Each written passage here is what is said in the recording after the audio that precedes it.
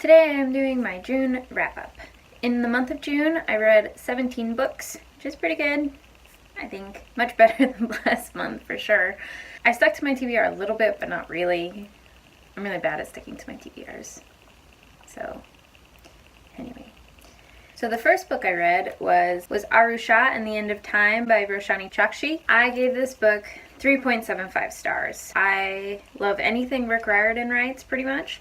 Even the books that, aren't really my favorites, I love them. And this one followed a similar formula, because Rick Riordan's writing can get a little bit formulaic. He follows the hero's quest pretty closely. So it can get a little formulaic, and this definitely felt formulaic. The reason it got 3.75 stars is because I think I had it hyped up a little bit too much in my mind. I didn't love it. There was nothing really wrong with it. The characters were a little bit less enjoyable than the characters in Rick Riordan's work. Obviously, it's not this. Rick Riordan didn't write this, but because it's part of his imprint, I think I had it built up in my head that I would love the characters as much as I love Percy and Annabeth and Grover, and I just didn't. The characters are interesting. The one character is a little bit more neurotic and everything, and the other one is a bit more impulsive. So seeing that mixture was really interesting, and seeing the family dynamic sort of develop between the two of them was really interesting. But overall, I enjoyed it and I would recommend it, but I'm not sure that I'll reread it ever. Not like I reread the Rick Riordan books. I will probably continue with the series though. It was really interesting to get a Hindu mythology story, because we don't really get that often. So it was interesting to be able to read about a different mythology. The second book I read this month was The Devil in the White City by Erik Larson. This is a nonfiction book about the World's Fair in Chicago. In case you didn't know, that's the first time the Ferris wheel was ever introduced. It intersects with the story of the World's Fair and the story of Henry H. Holmes, the serial killer who sort of plagued the fair. And I really enjoyed it, and it was really interesting. And it was something that I hadn't really learned about at all. So I felt like I really learned a lot reading it. But the problem was that the switching between Henry H. Holmes and the stuff going on at the World's Fair sometimes was a little distracting. Like, you would get to a point where you would want to know what came next with Henry H. Holmes, and it would switch to the World's Fair. And I kind of almost wish it was separate parts, like part 1 versus part 2. Part 1 being the fair, part 2 being Henry H. Holmes. I was just more interested in the parts about Henry H. Holmes than sort of the drama going on with the committee for the World's Fair. Obviously, they're linked by the fact that there was magic and mayhem at the World's Fair, but it still kind of would have been more interesting to have them split up instead of intertwined. The next one I read was actually quite a surprise to me, and that's Dread Nation. And it was a surprise because I normally don't like zombie books, but I really enjoyed this one. I gave it 4 stars. This is about an alternate history where in the Civil War, zombies rose up from Gettysburg, and it started a war between the zombies and humans. So non-white children are sent to combat schools to learn to battle the zombies. For me, that's actually not something that I would enjoy generally, but I really loved this. Like, I loved reading, because the zombies were sort of a side aspect to it. It was not really the whole point of the story, and that's my issue with zombie movies. A lot of zombie movies and zombie books are all about, like, killing the zombies and worrying about zombies infiltrating the camp and all this other stuff. And there was some of that, but it was definitely tangential to the main issue of the political intrigue and the racial tension and the race relations. And I enjoyed that so much more. And I think if you've ever read The Forest of Hands and Teeth, the only other zombie book I liked this much was the Forest of Hands and Teeth trilogy, and that's another one where the zombies are tangential to the story itself. The zombies aren't the story has zombies in it. And so it shows you that there are still human issues, even if there are zombies. I would really recommend this. Even if you don't generally like zombie stories, you probably will enjoy this. The characters are really great. The main character is really feisty, and she's great at telling stories and being creative, and there's a lot of elements of bravery and the importance of being a creative person in this book, which is also really great. The next one I read was I've Got My Eyes on You by Mary Higgins Clark. It is obviously a mystery story. Mary Higgins Clark writes thriller mysteries. I enjoyed it. I gave it a 4.5 stars. I got out of it what I expected. There were a couple of reviews I read on Goodreads after I finished it, because I tend to do that because I don't want to like either spoil myself or sort of create a false expectation for myself. And something that I thought was really interesting was that some of the reviews were talking about how it was sort of formulaic and kind of fell flat for them. I actually didn't think it fell flat. I thought it was a little bit predictable, but I think formulaic genres like mystery, romance, things like that, they tend to get very predictable. It's very hard to not be predictable in these genres. So I thought it was really enjoyable. It's about a woman who, she's the older sister, and she comes home to take on a new job at her younger sister's school, actually, and it turns out her sister was murdered. And so she's trying to help the investigators because the parent, or well, the mother, not the father really, the mother believes that it's this one person in town so strongly that she won't even entertain the thought of anything else, so it kind of disrupts the investigation to some degree.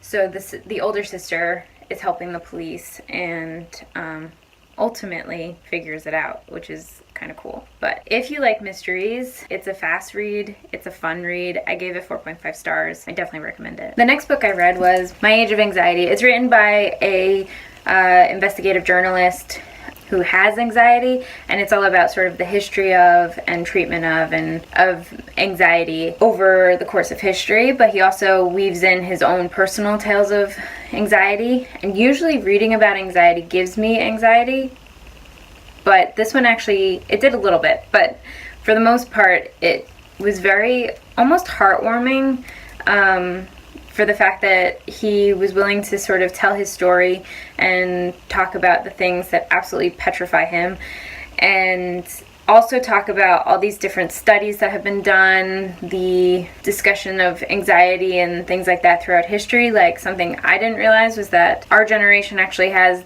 is considered to have the highest rates of mental health issues pretty much of all time.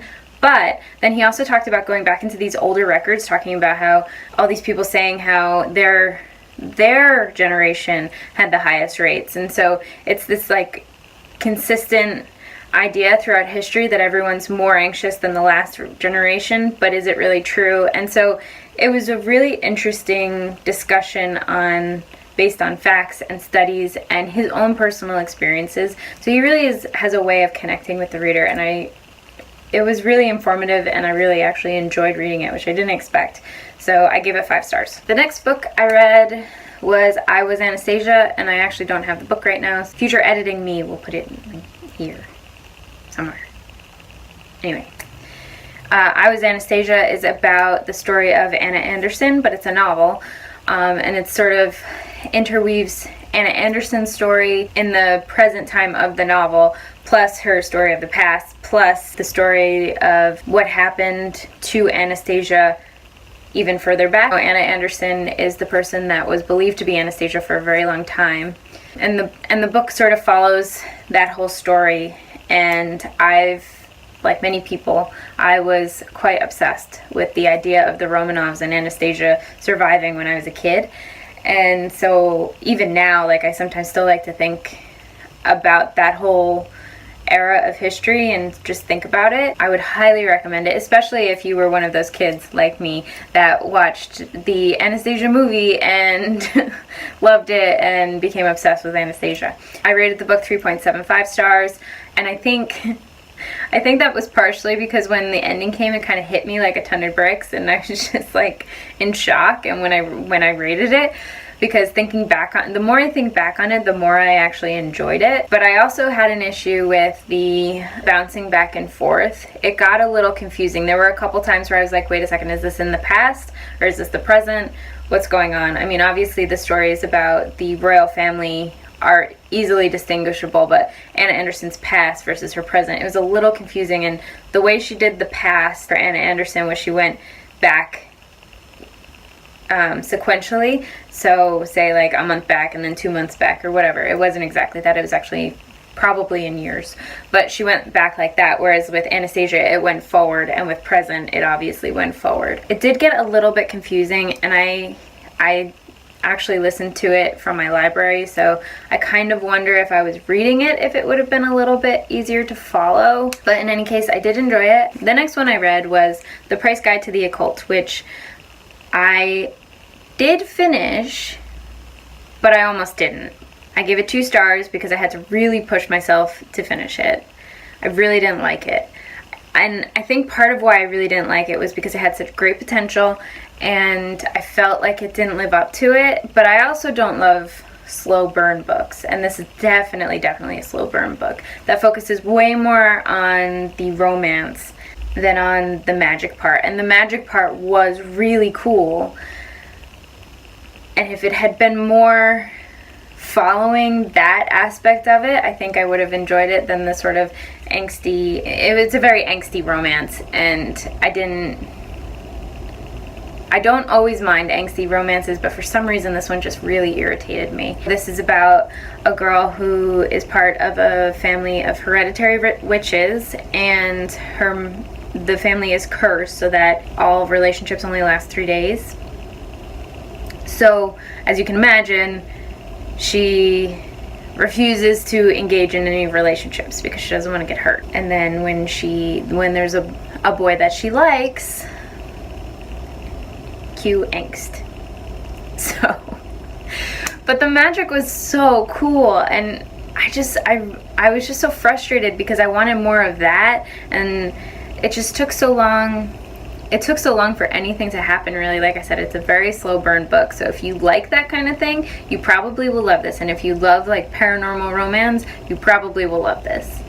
Me, not so much. So the next book I read was In Conclusion, Don't Worry About It by Lauren Graham. This is the transcription of a commencement speech she gave, and I'm kind of odd and I like listening to commencement speeches a lot. I find them really inspiring. My favorite is Neil Gaiman's Make Good Art and J.K. Rowling's Harvard commencement. But this is a high school commencement, but even so, it's still pretty enjoyable. I gave it 5 stars. It's not like a heavy read, it's a really light read, and it's really enjoyable. If you like Gilmore Girls, you know what Lauren Graham is sort of like, so it's a great read, and it's pretty inspirational as well. The next one I read was Broadband, The Untold Story of the Women Who Made the Internet by Claire L. Evans, it's a nonfiction book all about really prominent women in technology throughout history, and I learned so much. Like I didn't realize the initial term computer referred to the women who were, it referred to anyone who did the mathematical computing, like way before computers were even a thing. And most of those people were women, partially because they could get twice as many women as they could get men. So that was a big part of it. But it was really interesting. There were a lot of people that I had never heard of that made huge impacts on our internet culture. And I highly recommend it. I gave it 4.5 stars. The next one I read was Roomies by Christina Lauren. I had heard quite a bit about this one, about how it was so great and it was a nice fluffy contemporary read. So I picked it up because I was curious.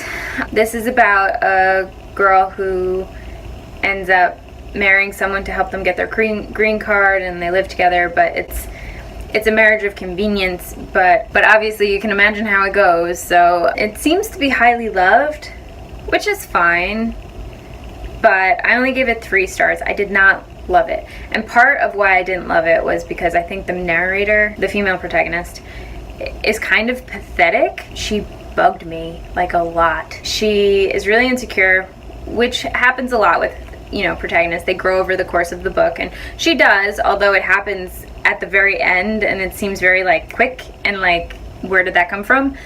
Then the guy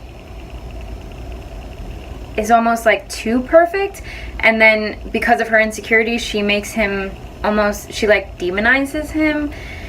I just didn't like the dynamic there. The main character just really, really bugged me, and the guy even bugged me because he was too perfect, and it was this, I don't know. I can't even say I recommend it because I really didn't like it, but 3 stars from from me. The next book I read was Goddess of the Sea by PC Cast. I DNF'd this one. Did not finish it.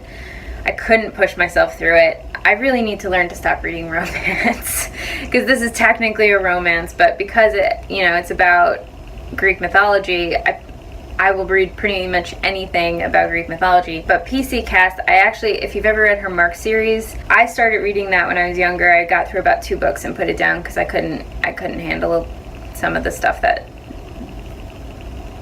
she did, I guess. Some of the stuff that PC Cast wrote. So I was hesitant to pick this up. I didn't pick this up for a long time, but I did finally pick it up, and I kind of hated it. So I wanted to like it. It actually feels really dated. This was written in 2003, and it just feels really dated. It kind of read like it had been written in the 90s to some degree. So yeah, I can't say much about it because I didn't get very far, but 1 star. The next book I read was The Astonishing Color of After, which is really popular on BookTube right now, so you've probably heard of it.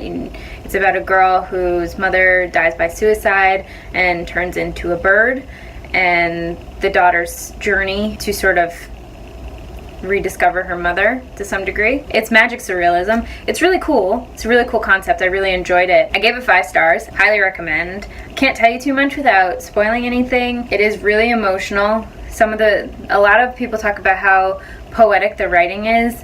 I didn't even notice the poetic writing that much because I was enjoying the story so much that I was sort of like flying through it. I did tab a few lines because I did find them so poetic and beautiful. I agree that the writing is definitely beautiful. I just found the story so compelling and the characters so compelling that I kind of feel like I should go back and reread it just to appreciate the writing. I also read The Trench by Steve Alton, which I talked about in my TBR. It's the 2nd book in the Meg trilogy. The Meg movie comes out soon and I'm so excited. I definitely have to finish. I didn't finish the series. I need to finish the series before Meg comes out just in case they incorporate some of the other books in it, and that's the only time I get frustrated at movie adaptations. The Trench was there was a little bit too much going on. I only gave it 3.5 stars because there was too much going on. It kind of would have done better with only 1 plot instead of like all these subplots and too much intrigue. The first book in the series is not like that, and the other one that I read, Hell's Aquarium, is not like that either. So I'm kind of hoping that the next one isn't like that either, because I think these sorts of books do a lot better when they focus on like the thriller aspect and not all these like political subplots and other things that are going on. Because The Trench probably could have been, I guess you couldn't really untangle the storylines, but it almost could have been 2 books because there was so much going on. The next book I read was Everyone's an Alien When You're an Alien Too by Jamni Soon. This book might be my favorite of the month, which is kind of amazing because if you look at it, it's just simple pictures and a few lines of text. That's it. But, I mean, you can see I've tabbed it quite a bit. I loved this book. I could not believe that a book that was as seemingly simple as this brought me to tears. Like, it makes you feel so many emotions. It's just, I really loved it. It's all about this alien who comes to Earth to research humans, and he thinks the animals and the plants are the humans, and so he's talking to them, and it just explores all these different sides of humanity, and it's beautiful. I might have to reread it. This is a library book, but I'm gonna have to buy the book because there's no way I cannot have this to revisit constantly. So obviously 5 stars. The next book I read was Book of Dust, The Belle Sauvage by Philip Pullman. This is kind of a sequel to the Golden Compass series, kind of not. It's more like a companion series, so it happens kind of alongside the events of the Golden Compass, which I won't say because it's spoilers, but this story follows a boy named Malcolm. And in this book, Lyra is a baby, so it's following his adventure alongside Lyra when she's a baby. I loved revisiting this world, loved it.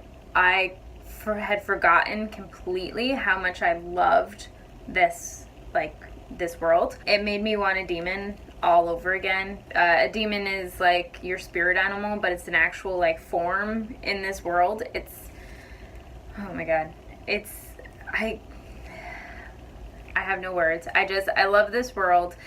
I still love the Golden Compass series more, but I also feel like I will love this more as time goes on.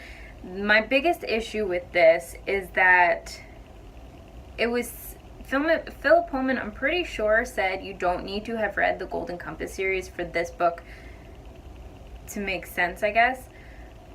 But it kind of felt like you did. Like, it makes sense on its own, but it doesn't have as much impact, I think, without the Golden Compass. And, because the book still centers a lot around Lyra. So, if you don't know what happens with Lyra later on, why would you care? You know what I mean? So I'm not totally sure that this is a series that can stand on its own yet. As I said before, I think that will change with more books. Don't get me wrong, I still loved this book. I give it 4.25 stars. So obviously I still loved the book, but I just love the Golden Compass more. So the next book I read was Leah on the Offbeat. I gave Leah on the Offbeat, it was okay. Actually, I think it's more of a 2.5 stars, to be honest. I had to push myself through it. There were parts that I enjoyed, but the frustrating thing was that the parts that I enjoyed were like the parts with Simon. So I didn't love Leah as a character. I didn't find her story that compelling. And my main issue with the whole thing was that I felt like nothing really happened. Like, there was the theoretical conflict of the story, which I can't explain because spoilers, but the theoretical conflict of the story was never actually resolved, like, because otherwise things are just happening. If there's no like real conflict with the things that are happening, it's just sort of happening. And the conflict that could have been the heart of what was happening never really was addressed. And at the end of the book, it's very much like, okay, everybody's fine with it, and the person that was involved in the actual conflict was never actually brought in at the end. We don't get their point of view. It's really frustrating. So it's just, a couple people have said now that when you read Becky Albertelli's books, it's like you're dipping into the character's pensieve instead of reading a book. And that's fine. But in Simon, there was true conflict. Like, there was a lot going on. I love Simo versus the Homo sapiens agenda. Loved it. This one, I would look at the book and be like, oh, I still have to finish that. I didn't love it. So that was rather disappointing because of how much I love Simon. I also finally watched the Love, Simon movie this month. I'm super late to the party, but it was super cute. I really like the dance scene. So if you've seen the movie, you know what dance scene I'm talking about. I thought that was really funny. Anyway, I really love that movie. The last book that I read this month was Undead Girl Gang by Lily Anderson. I gave this book 3.75 stars. I really enjoyed it. The characters were nice and snarky. They had real personality. It was a pleasure to read the characters. But there was just something missing, and I can't quite put my finger on it, but there was just something missing where there were parts where I felt like I wanted to skim through. And almost like, I think it was partially because I figured it out really early on, which, like, yes, mysteries tend to be pretty formulaic, as I said before, but I figured it out pretty early on, and it almost got to the point where, like, when you figure it out that early on, you just want the explanation and you want the fallout. But at the same time, the girls in this were so funny together, and, like, they had such distinct personalities that it was fun to read them interacting with others. Undead Girl Gang is about a girl whose best friend dies and several other girls die as well, and they think it's a suicide pact within the school. And the main character, Mila, cannot believe that her best friend, Riley, would commit suicide. She thinks there's more to the story. And she is a witch. She's Wiccan and identifies as a witch, which are actually not the same thing. You can be Wiccan without being a witch. So she's Wiccan and a witch. And she finds this grimoire from her best friend that has like a resurrection spell in it. So she brings her best friend back to life, but accidentally brings the other two girls back to life as well. They need to solve their murders before the 7 days of their resurrection is up. And they eventually do, and there's fallout. But my other issue with this is that the consequences of the fallout never really come out. And that kind of bothers me as well. So it does feel a little bit undone. But I did really love the book. I thought it was really funny and really enjoyable. You would think like she brings her friends back to life, so it's going to be a zombie book. It's not even close. So that is my June wrap up. I am quite pleased with my reading this month. It did get a little stressful at the end because there's a couple books that I have to go back to the library like right now. But with those books, I'm actually only 2 away from my Goodreads goal this year. So once I hit that, it'll be awesome. As always, there are so many books and so little time, so I'm gonna go read and I'll see you in my next video. Bye!